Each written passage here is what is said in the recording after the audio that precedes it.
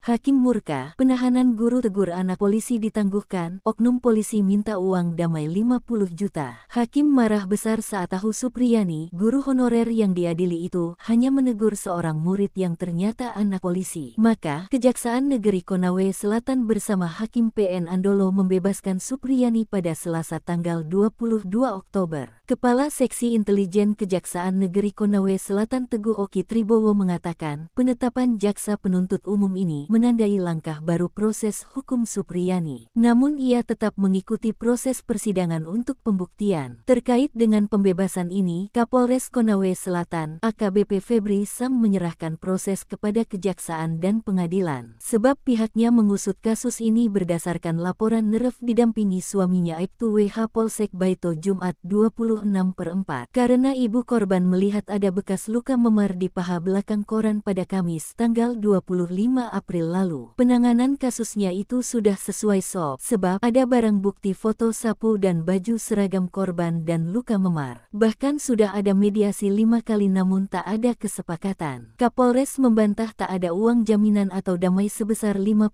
juta rupiah yang diminta oleh oknum polisi kepada Supriyani. Namun, kronologi versi korban dan pihak sekolah SDN 4 Baita yang viral beredar di sosial media sangat bertolak belakang. Dijelaskan jika Supriyani hanya menegur, namun orang tua murid tak terima. Supriyani dan kepala sekolah datang ke rumah orang tua siswa tersebut meminta maaf. Namun, permintaan maaf dianggap oknum polisi sebagai pengakuan kesalahan. Puncak Supriyani dipanggil Polda dan saat datang langsung ditahan. Dalam keterangan itu, orang tua siswa meminta uang 50 juta, namun ditolak guru tersebut karena tak melakukan pemukulan. Hal ini dibenarkan Ketua PGRI Sultra Abdul Halim Momo yang sudah bertemu dengan Supriyani. Bahkan Supriyani sempat dimediasi kepala desa, namun orang tua terduga korban Aibda WH Hashim dan Neref meminta uang damai 50 juta dan Supriyani mundur dari guru honorer. Ini ada apa? Dia diminta bersurat ke Kadis untuk mundur. Padahal dia tidak melakukan apa-apa. Halim kasihan kepada Supriyani sampai dimintai uang damai 50 juta, padahal kondisi ekonomi keluarganya terbilang kekurangan terkait dimintai 50 juta rupiah ada saksi yakni kepala desa. Maka pihaknya dan suami Supriyani sudah melapor ke Propam Polda Sultra yang turun tangan mengungkap yang sebenarnya.